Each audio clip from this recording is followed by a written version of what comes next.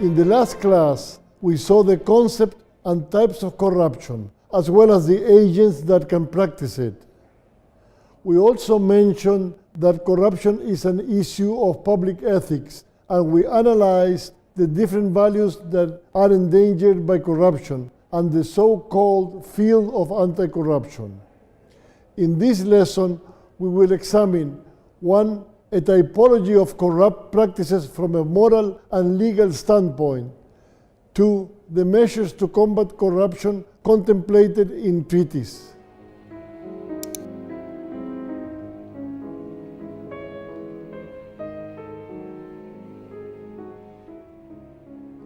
From a public ethics perspective, there are some practices that, although in many countries are legally permitted or not expressly forbidden by law, are at odds with the contemporary standards of public integrity.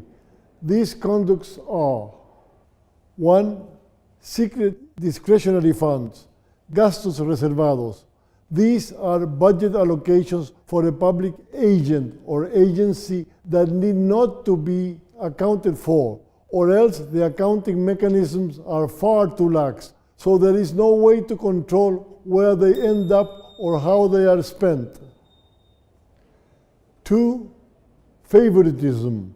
There are 3 main kinds of favoritism: nepotism, clientelism, and cronyism. Nepotism means appointing to a public position or granting a public benefit to a relative or spouse. This is prima facie unethical. Public office should be open only to the best candidates for the job. Public benefits should be distributed according to reasonable eligibility criteria. Clientelism is the practice of exchanging favors for political support in misuse of public authority.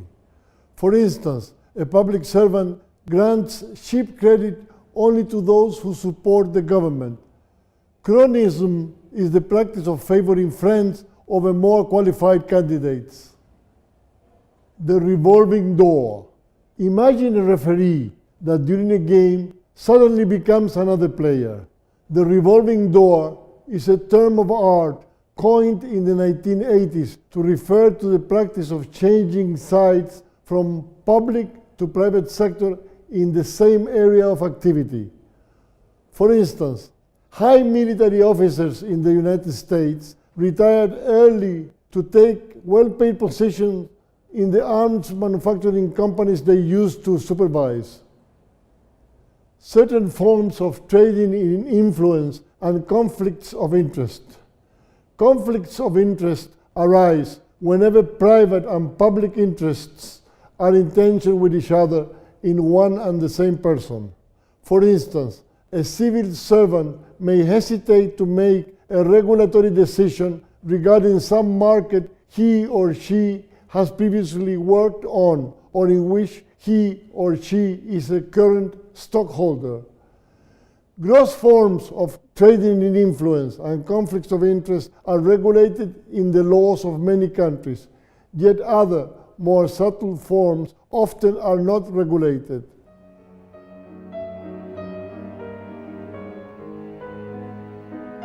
In most legal systems of the world, as well as in the United Nations Convention Against Corruption of 2003, the following conducts are legally prohibited and its perpetration is considered a crime. 1. Misuse of public goods. Every public organ must not only act within the limits established by the law, but also in the specific manner defined by it. Thus, if a civil servant deviates from this strict guidance, for instance, by using public goods or public funds for a public function other than that specified in the law, that act is illegal. 2. Fiscal fraud. It involves a fraudulent or deceitful conduct to cause harm to the public treasure, whether by material loss or by preventing public gain from happening. 3. Bribery. Bribery is the promise, offer, or concession of an undue benefit to a public servant, for him or her to act or to abstain from acting in his or her official capacity. The undue benefit needs not be necessarily money. International bribery occurs when a foreign national or corporation is involved. 4. Extortion. It is the other side of the coin of bribery, in that it is the civil servant who demands a benefit in order to act or refrain from acting in his or her official capacity. In places where corruption is generalized, it is hard to distinguish bribery from extortion. The overall climate of corruption may be tantamount to a contextual extortion, although in specific cases it may be a private individual who takes the initiative of offering a bribe. 5. Conflicts of interest. Conflicts of interest are situations, not illegal acts. They become illegal if the person in which they concur, a public position and a private interest, makes a decision favoring the private interest. 6. Trading in influence. It is the promise, offer, or concession of a benefit for a public official or other person, or the solicitation or acceptance thereof for the civil servant to abuse his or her influence in order to obtain an undue benefit from a public authority. 7. Abuse of privileged information. It is the abuse by a public official or a private person in a fiduciary position of undisclosed information acquired when acting in an official capacity in order to obtain economic benefit for himself or for another person.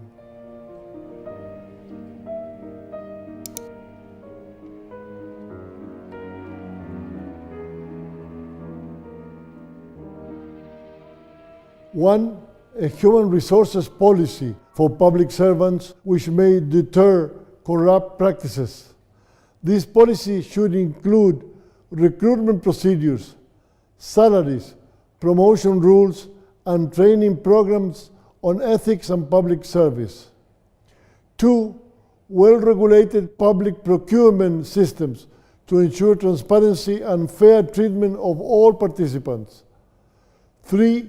Sworn statements of assets and interests to be filled periodically by high public officials. This would facilitate the detection of an eventual illicit enrichment of the civil servant.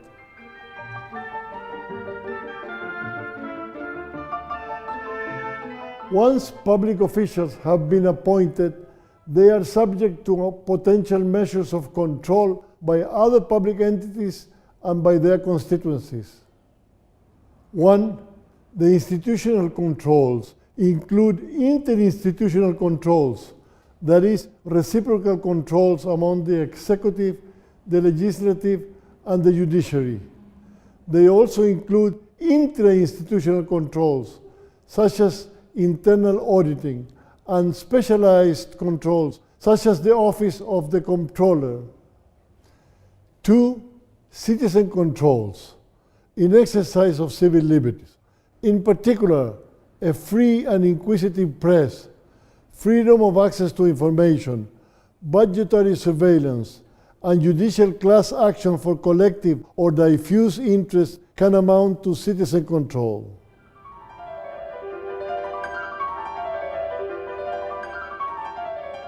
If none of the former measures work effectively and corruption happens anyway, there are repressive measures to address it, such as 1. The protection of accusers by ensuring the anonymity of their submission. 2. International cooperation for investigating corrupt conducts. 3. The possibility to extradite from one country to another people who had committed corrupt acts, as corruption cannot be deemed a political crime. According to international norms and custom, extradition cannot be granted for political crimes. 4. The extraterritorial exercise of jurisdiction by one state to capture and prosecute people for alleged corrupt conduct who are located beyond the state's border. Please visit our website moocchile.com, and we kindly invite you to watch the next class of this course.